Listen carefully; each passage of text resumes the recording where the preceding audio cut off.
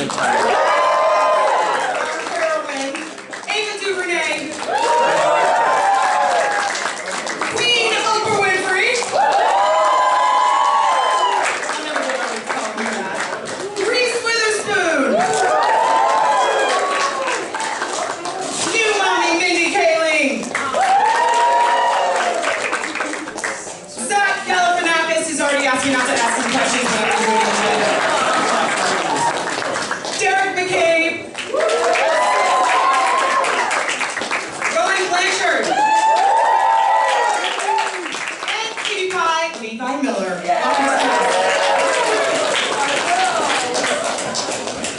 Big, beautiful cast. Everyone's taking their pictures, pose, have a good moment. I'm gonna take a picture of you guys too. Yeah, we're gonna take a picture of you. Pretty good scene, people, I have to say. I'm gonna give you 10 more seconds. 8,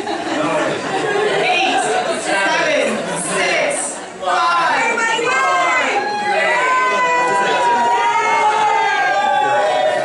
And action! Alright, everyone take your seats. Here we go. What a beautiful cast, led by DuVernay. I want to talk to Jennifer Reid real quick, who is a female writer-director who adapted Wrinkle in Time for this film. One female writer-director with another female writer-director. How did that go down? What was the first meeting like? Oh no. No, it was fantastic actually. I had daydreamed of Ava directing this and never imagined. She walked in and I said, really? Because her incredible evocative storytelling, emotional storytelling, and what this film needed. Because this is a journey across the universe. At the heart of it is a family story, an empowering young girl, and Ava walked in, and she was so gracious and kind to me, and embraced me in the process with her, and so I'm very grateful. So right away, I was smitten. Said, I'll follow you anywhere. Jennifer Lee made Frozen, just in case Yes. it's clear, so she's a legend in our midst. I was going to add that you know your way around a children's story that really resonates with the children. And Ava, who has done some incredible projects, is like, I'm going to get in touch with my inner child in this project. Yes. And you did. Yes, this is a film for young people, and people who are young at heart. And for me, I had to ask myself, do I still have a heart, first of all? And is there an inner child still in me? Did I tap into the 11-year-old, the 12-year-old, the 13-year-old in me? Find that light that I used to have, that dreamer. And so I got to do that for 2 years. You know, I got to really get in touch with all that I thought I would be when I was young, and really tap into that and try to create some magic with this great group of people. Jennifer, for those out there who are Wrinkle in Time loyalists from the 1960s, what is the greatest shift that you made to adapt it to 2018?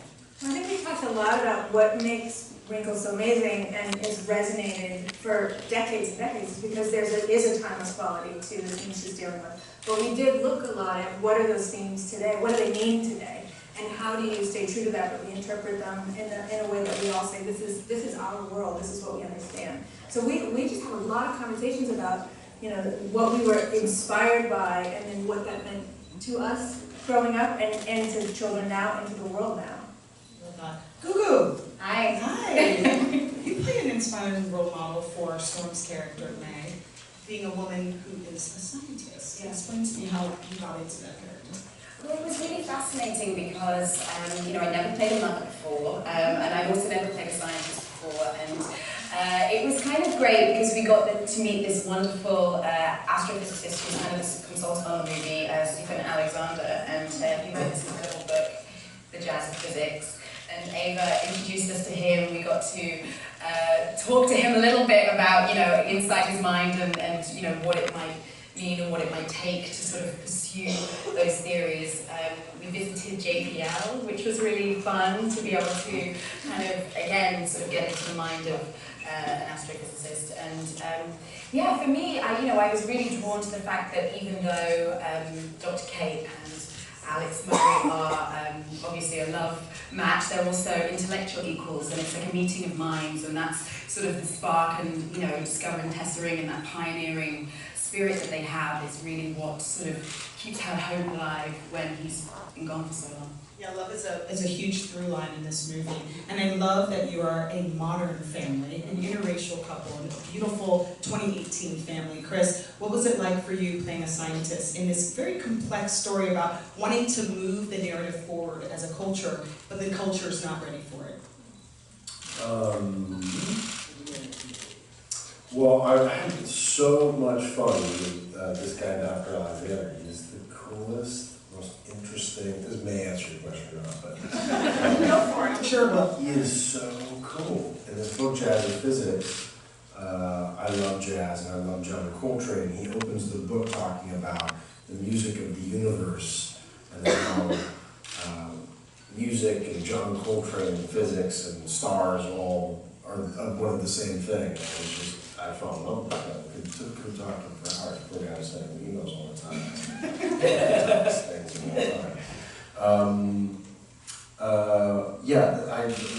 my answer here. You know what I really loved about the whole thing is something he said that I thought was really interesting, and this maybe I've heard it or not, but he was talking about how in what he's doing now, it's like we are all part of the same thing. In his studies, in his academic studies, he not only studies physics, but he studies music, and then he studies painting, and then he studies, it's this incredible hive of a bursting mind. So I think that's what I really enjoy about this character, is that his brain is just, it's hungry and searching and explorative. And obviously that ambition to do great things is, propels him forward to do some wonderful things scientifically, but unfortunately that kind of shadow side of ambition is that it disconnects him from what is most important in his life and what requires his daughter to reintroduce him to, which is the spirit and the beauty and regenerative quality of being next to human beings, touching and feeling and holding and kissing, all those things that make us human. There's science, which is out there, and it's very complex, and then there's just love. Yeah. Which is the basis of what keeps us human and what keeps us moving forward. Storm, you know, I've interviewed you 3 times already, and I'm like, no, we need Storm, we need Storm. She's about to be the biggest star in the world. I can talk to her, and how she's handling this run up to the release of this movie, and you have been so elegant, and like you've learned from all of these women and men that you got to work with. Now you are, what, a week away, a couple weeks away? What are you feeling right now? Because I talked to you at Black Panther, I talked to you at the Image Awards. I'm really excited. I haven't been nervous this entire time, which is surprising for me because I'm usually always nervous.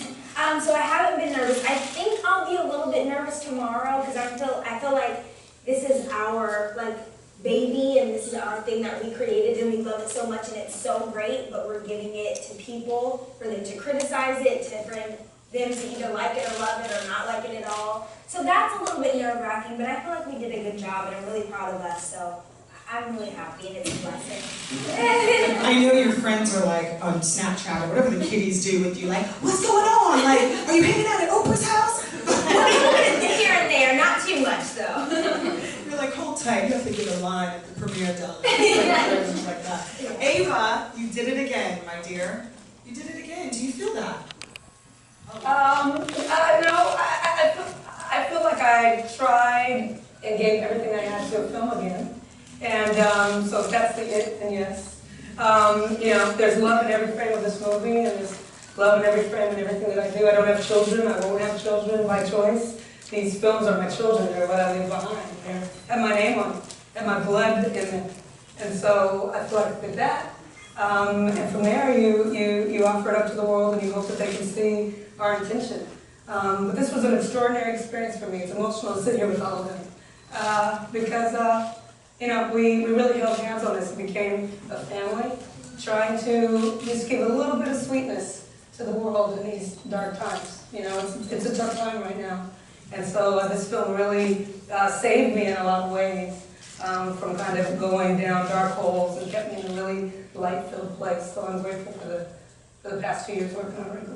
It's funny, a lot of directors have been saying that their art is saving them. Yeah. Guillermo del Toro just said that about Shape of Water. He needed that to keep him out of the dark hole, because we are all experiencing this crazy reality right now, and that for kids, it's even more important for them to see the light. Yeah. And I really see how you wanted to make that very clear for 5 to 14 to 18-year-olds, and that shined through. Yeah, they're living in a chaotic time. We're living in a chaotic time as adults, so imagine if you've only been on the earth for 10 years and 11 years and 12 years, the tension that you feel. And so to be able to just give a little breather and to say who you are is enough, and this is how you're going to make it through by finding something in yourself that guides you. We all have that little voice inside of us. And a lot of times we don't listen to it. A friend of mine had a tremendous episode of peer pressure of gigantic proportions that I had never experienced or seen just a couple of weeks ago when the whole country, well, a lot of the country was saying, you should run for president. What was that, Ava? She said, y'all, the voice inside of me says, I am not your president. I can do good in the world in a different way. But a tremendous amount. Like, I probably would have even said, everybody thinks I should. That's what we need more people to tap into your own voice. So you're saying your friend does not succumb to peer pressure. She's as strong as I've ever met. Strong, black, female magic is what we're talking about. Let's move to Miss Oprah! When else am I going to be able to say that? Hello! Hi. I mean, the role was absolutely perfectly tailored to you, Mrs. Rich. It's like art, what is it called? Art imitating life? Did you feel that when you were playing the character? Yes, I did. As a matter of fact, I actually did. No, you all have heard me say this before, and it's so true. Ava and I are like talking on the phone, and when she went to New Zealand and posted pictures of scouting for New Zealand, I had been in New Zealand the year before in Auckland and did not get to the South Island. And I had wanted to do that.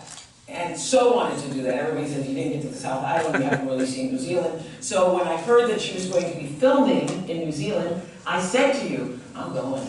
I'm just going to go. And she goes, what do you mean going? I'm just going to go hang out with you for however long it takes. I'm going to block it on my schedule. I'm going to be there. I'm going to watch you shoot and say, action. And, because I can. You can do it like that. And she said, well, if you're serious about that, if you're really serious about that, you'd actually come to New Zealand and go, for sure, I'm going to be there. And she said, well, why not take a look at the script? I mean, I've been wanting to ask you to do this, but I didn't want to, pressure you because of our friendship. And I go, okay, I'll do it. I didn't even know what it was. I'll do it. Are you serious? Ava's got it like that. Ava's got it like that. I'll do it. And then I thought, okay, let me read the book, see what this is. You've never read the book? I've never read the book, and I'm a reader. But I know. I'm shocked. Never gotten any of it. I don't know. So, and it was banned apparently, so maybe that's why. So it wasn't until actually the very first day I was called. We were talking about this yesterday.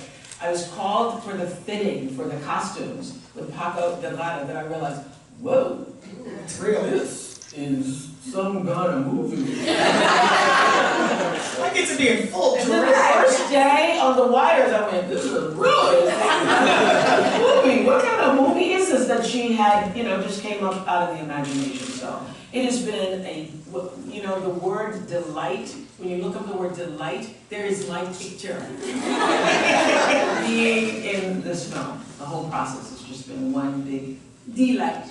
I love that. And Reese, your character in the movie says, well, Mrs. Rich, she knows everything. And so she does.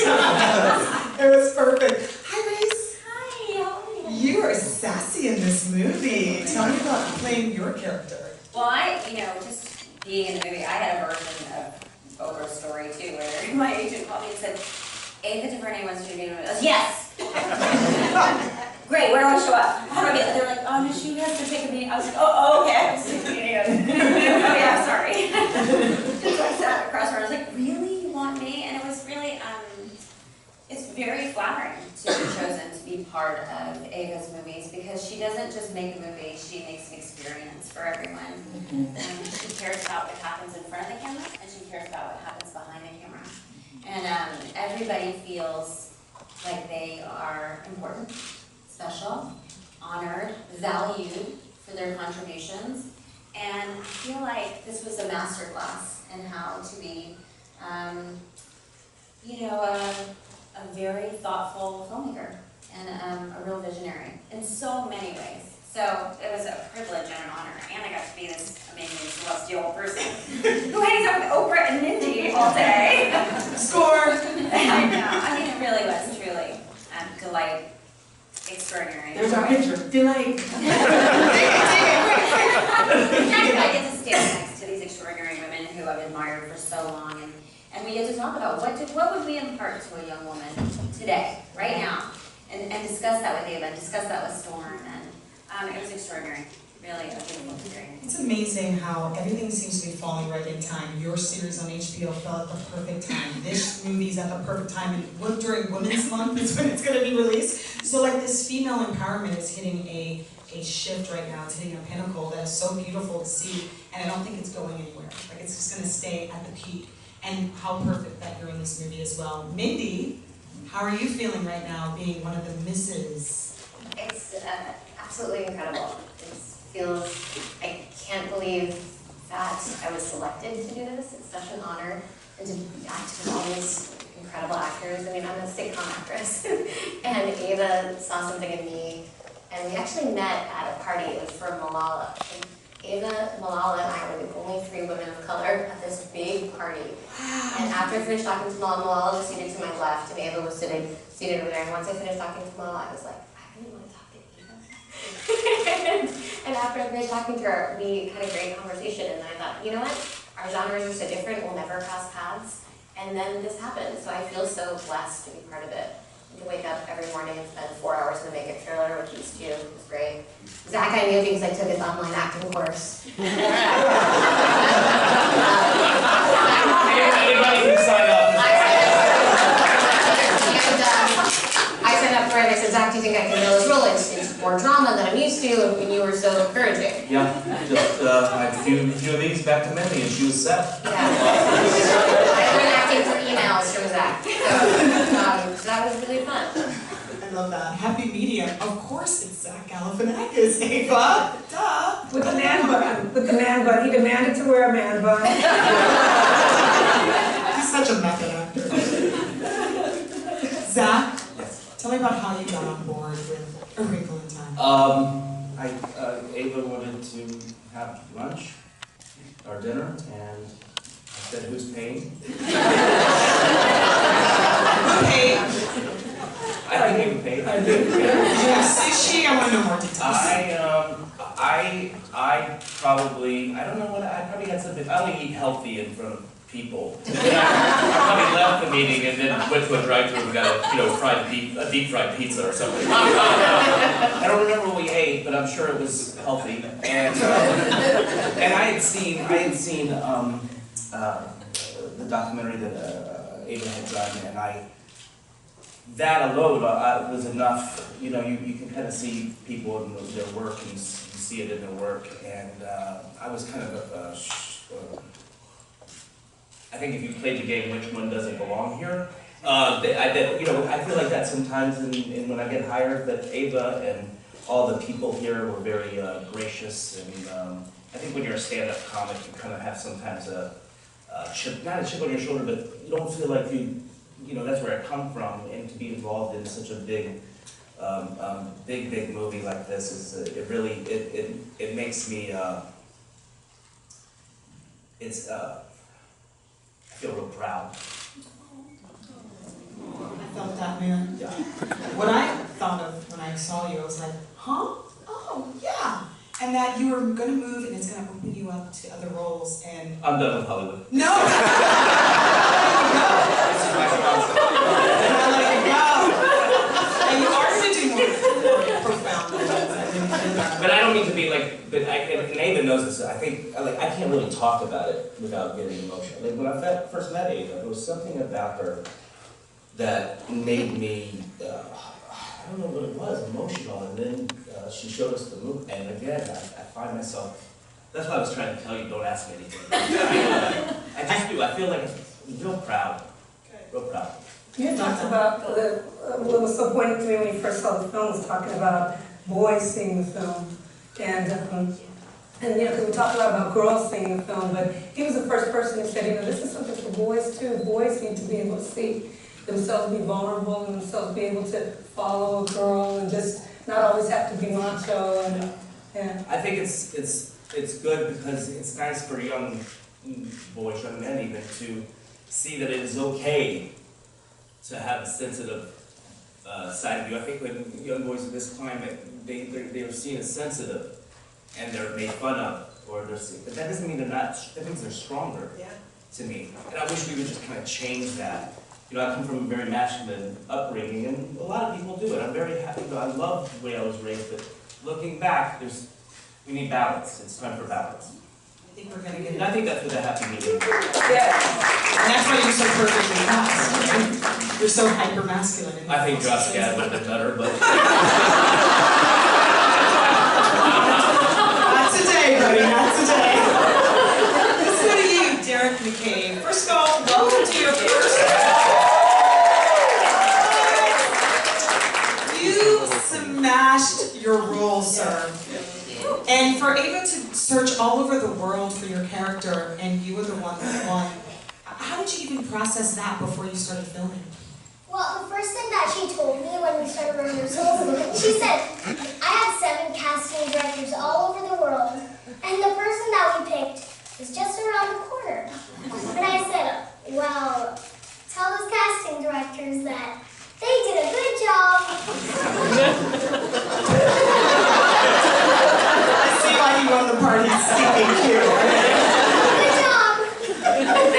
Are you a Burbank kid? Where are you from? I'm from Burbank. I totally guessed. Wow. You really were That's why the IKEA in Burbank.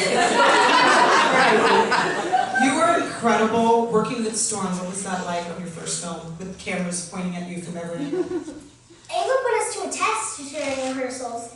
We were in a hallway, and I was with Levi and Storm, and she made us walk down and say our lines and pretend no one was watching. And I was like, that was easy, and she's like, You're like, I can do this Hollywood stuff. Hollywood. I see a very bright Do you already have scripts at your house waiting for you and next gig? No, this is all about Wrinkle in Time right now. Yes, wait until the world sees you. Trust. The world, you should see it. Well, congratulations. Thank you. Okay, on to Rowan Blanchard. Hi. Hi. You were a mean girl. I was a bully. Yeah, I sort of, when I found out about the project, I kind of put it into the universe that I just wanted to be a part of it in any capacity, and I ended up playing my first mean girl role. And so it was interesting that this story that was about, you know, a bully and this girl, Storm, or Meg, it became a story about female friendship, I think, and that comes across during the whole film. And sort of what's hiding behind the bully or behind pain. Yeah. It always is a little pain behind when bullies are trying to affect, you know, their hate on other people. It's because they're feeling it. It's because they're hurting inside. Yeah, I don't know. I think it ended up being this really beautiful story about female friendship, and I was so inspired by just watching Storm, and I got to be there on the first day of shooting, and just getting to see this whole sort of journey happen from the first day of filming until now is so surreal. Congratulations. And you're friends now, right? Yeah! I'm so far away from her right now. That's awesome. Hi, Levi. Hi. So, I spoke to you outside a little bit, and you shocked me because you're not American. No, I'm not. It's amazing how outsiders can do American accents so easily, and we can't do nothing, right? We can do like country, that's like it. Well, congratulations. Tell me about the casting of Wrinkle in Time for you. Oh, yeah. I mean, it was kind of like, because in Australia, A Wrinkle in Time, it's obviously a thing, it's such an incredible book, but I'd never read it before. It's not really in the school curriculum back home, but here it's like, everyone has read it from their childhood, you know what I mean? So, Except for Oprah. But yeah, I'm kind of into sort of physics and science, especially now. So it's sort of, I don't know, it's interesting to read not only the emotional part of the book and the emotional of the story that we're telling, but the scientific part of it was quite intriguing for me. So I don't know, it was a big draw for it. And getting to meet Ava as well. I saw Selma, which was like an incredible film, probably one of like my favorite films ever. So it was sort of, yeah, it was an experience for me, especially getting in. Ava and I were talking about earlier that it's a female lead who says, trust me, and you have to follow her, or you choose to follow her. It's very different than any movies that we've seen, especially as a young person. What was it like for you? Did that open your mind up to the possibilities that women could absolutely lead and rule? Yeah, I have 2 older sisters, so it's you've been there, done that. Yeah, so I sort of growing up in like knowing, you know, and like it was just like sort of my childhood was always looking up to women, and so sort of like as I'd grown up. But yeah, Ava and I were talking about it at the start too, as Zach was saying, sort of like the toxic masculinity, especially like nowadays, it's sort of rampant in society. So I think it's a very special story and something that everyone needs to know. So yeah. Agreed. Agreed. Thank you so much. I'm going to open the floor up to questions. Right here. Hi. I have a question for both Ava and Oprah, because you guys have worked on several. Hi, Lauren Jones, right here to the. Okay, there. Hello. With the LA Sentinel. I wanted to just ask, what's different about this project as opposed to some of the other ones that you've collaborated about? Not just the script, obviously, and the cast, but just in terms of the process with working and kind of how you arrived to this point. Well, first of all, you have Disney money.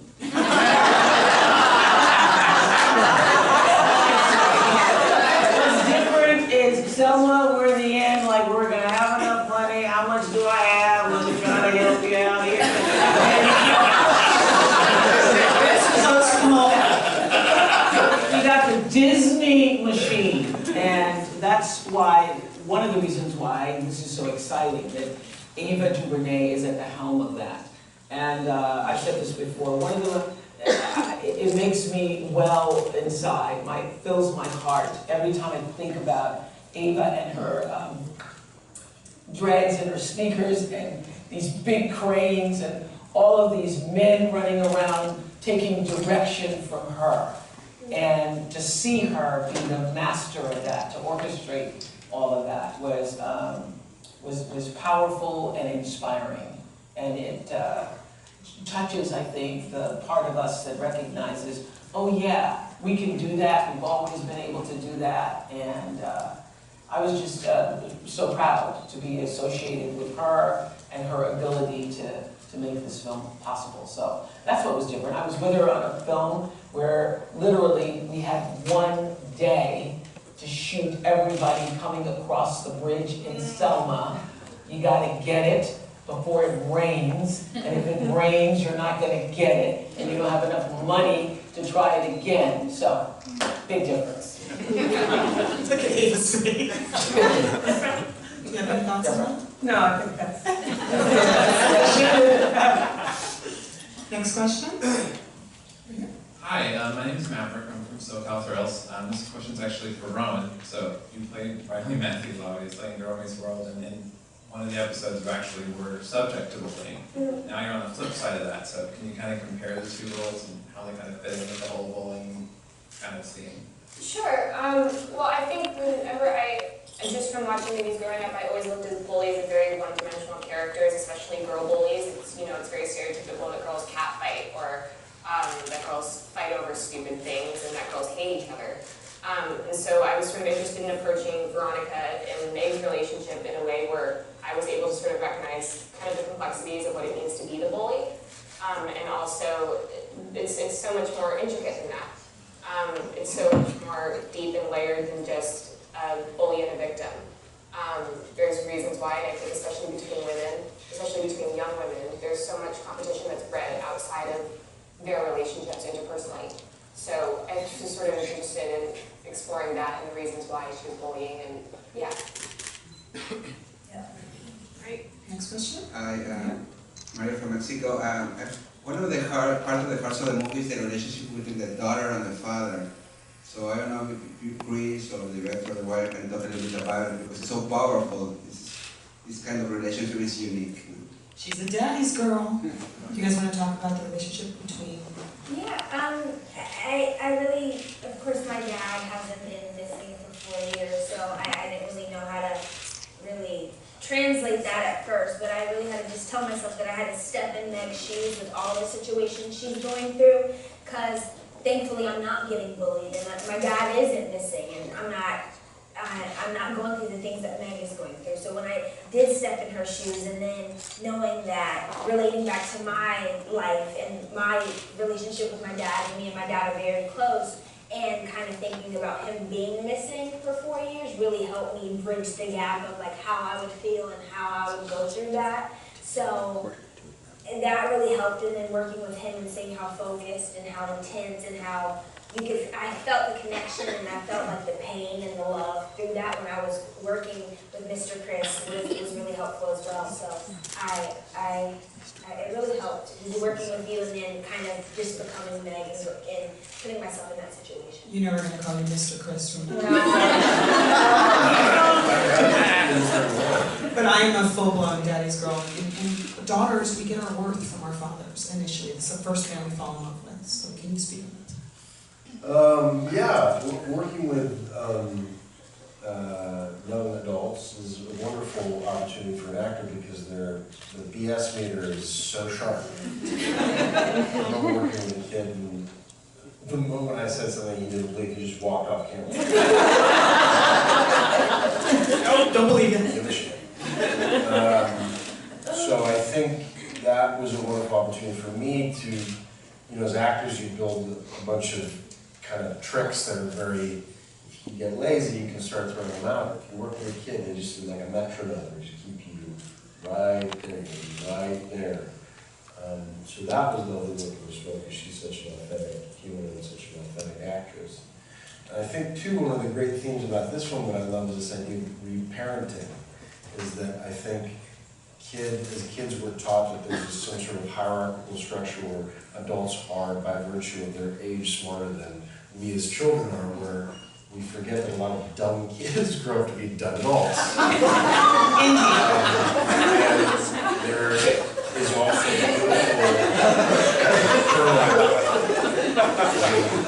look what's happening in the world. So true. But there is a kernel of beautiful, pure, like, you know, there's this big verb now, everybody, they want to harden schools, like the NRA's are hardening schools. And I think a really interesting verb, harden. You want to make the most beautiful, supple creatures on the planet, children. You want to harden? You want to harden that? I mean, what are you talking about? The beautiful thing about this piece is that you have a man that has become so rigid and structured and needy of getting the validation of his community, and he's so hard that he forgets the most beautiful thing on the planet, this beautiful, supple, blooming flower of a gorgeous daughter that he has, and he forgets that that's the prize. There is no other prize. There's no property or money or, you know, it doesn't, none of that stuff matters. It's this. So that moment when they meet, that's like I think the man finding his young inner child and remembering everything that's beautiful about being a human. So yeah. It's like he was reunited with himself. Yeah. Hi, Shamika Sanders from HelloBeautiful.com. First things first, thank you for taking us on a magical journey with this film, Ava. And also, you talked about tapping into your childhood, and you tasked us with tapping into our childhood. I'm interested to know, for you, Oprah, Mindy, Gugu, what was a childhood fantasy that you acted out as an adult? Who wants to start that? I mean, I think it's this life that we get to live as actors, you know, we get to play. And I think for me, certainly, you know, acting and performing, dancing, telling stories was something I did for fun, and I got to make my hobby my job. And now, you know, we get to play, and it's let's pretend. That was always my childhood fantasy. You know, what are we going to play today? And I feel like, you know, making movies, you get to show up on set and pretend and play, and you know, have all these playmates. Also, I was an only child, so I didn't have any playmates at home. That's a character. So I get my playmates and my siblings from this wonderful job we get to do. So I loved science fiction and fantasy growing up, but it was a genre that largely did not love me back. I never saw any representation of like a dark-skinned Indian woman, Indian girl, anybody, in anything that I saw. And it's a really peculiar thing when you grow up loving something that shows you no love back. It's such a pure love, because you're not getting anything from it. And to be part of this movie, and to be, and then I broke out in TV, which is so welcoming to me, and comedy, which is so welcoming to me, but to be part of this, and to be on a green screen stage in harnesses because you're doing a science fiction fantasy movie, it's so fun because I finally feel welcomed with open arms to something that has ignored me completely. And so that is so profound, and I think if that can be something that the miniature version of me could watch and be excited by, I think that's such a huge thing. So that was exciting. Yes. Anybody else want to answer that question? You're good? Ava is great director. No, moving on. Moving on, next. This is the last question. Yes, go for it. Oh. Sorry, it wasn't me. I would let you guys talk forever. So your character, Mrs. Wish, says the line, "Finally some color." Was there something more symbolic about that? Finally, some color. When you get into the cave. Oh, yes. Oh, yes. Finally, some color. If you want it to be symbolic, I think it is. That's the most perfect answer. Finally, some color. Is there time for more? One more? One more? Who has the mic? Please. Over there? The mic's right next to you. Go ahead. Hi, I'm from Italy. This question is for Oprah. Thank you for having me. You say in the movie that we need to restore hope. And that's a beautiful thought. But do you think is it possible to be hopeful in times like this one? Oh, yeah, for sure. Okay. I think the darkness is there to help bring out the light in all of us. And if you think about it, if we turned all the lights off in this room, and you just held, one person just held the candle, you would start to dissipate the darkness. You would banish the darkness. And look at how much darkness it would take to actually envelop all the light that every candle would hold in this room. So it just takes a little bit of light. Just a little bit of light. That's what we're hoping for. A little bit of light. And if everybody can get that message, that's how we have hope in the world. We're looking for warriors who can bring hope back. Thank you. Thank you. As Ava said, anticipating that night, a never-ending story of a people in time will capture the hearts of our inner child. Go on the ride with them and take some candies. Okay, Angela. Thank you for Thank you. Now everybody please stay seated. Please stay seated. Everybody please stay seated and let the cast exit first. Say goodbyes. Get your last pictures. Bye. Thank you. Thank you guys so much. Oprah. Bye everyone.